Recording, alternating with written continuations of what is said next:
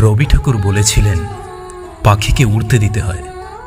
যদি তার তোমার প্রতি মায়া থাকে, তাহলে দিন শেষে সে ঠিকই তোমার কাছে ফিরে আসবে। যা পাখি, উড়তে দিলাম তোকে, খুঁজে নে অন্য কোনো বাসা, খুঁজে নে অন্য কোনো মন, ভুলে যা বন্য ভালোবাসা। যা পাখি, উড়তে দিলাম তোকে, খুঁজে নে গৃহস্থ জীবন, ভুলে যা বন্য ভালোবাসা। জংলি পাখির পালক পরে ধরা পড়ে আর পেলি না পার, আসমানে ভুলে খুঁজিস খাঁচা, জঙ্গল ভুলে খুঁজিস দ্বার। যা পাখি, উড়তে দিলাম তোকে, খুঁজে নে অন্য কোনো বাসা, সুখে থাক শিকল বেঁধে মনে, ভুলে যা বন্য ভালোবাসা।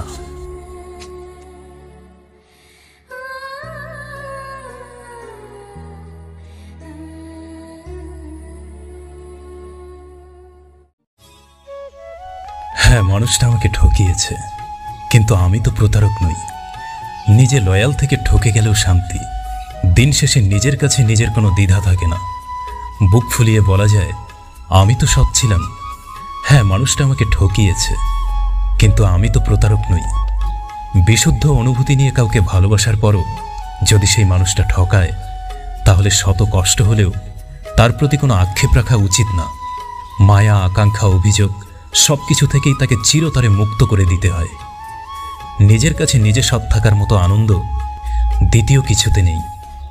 তাই তাকে সব কিছু থেকে মুক্ত করে দিয়ে জীবনের সবচেয়ে অনাগ্রহের লিস্টে রেখে দিতে হয়। কারো জন্য তীব্র অনুভূতি শূন্যে নিয়ে আসাটাও একটা প্রতিশোধ। যে মানুষটা সবসময় আগ্রহের চূড়ায় ছিল, আজ সেই মানুষটা একেবারেই আগ্রহহীন, অধিকার শূন্য। সে মুক্ত কারো তীব্র ভালোবাসা থেকে, সে মুক্ত তাকে সবচেয়ে প্রবলভাবে চাওয়া কারো জীবন থেকে।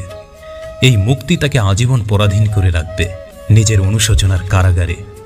আর আপনি, জীবন আপনাকে উপহার দেবে নতুন কোনো মুহূর্ত।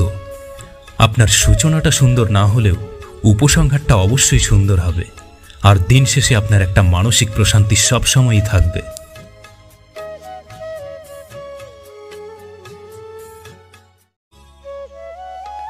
আমার অনুপস্থিতি যার হৃদয়ে কাঁপন ধরাতে পারে না, আমি চাই তার কোনো কিছুতেই যেন আমি না থাকি।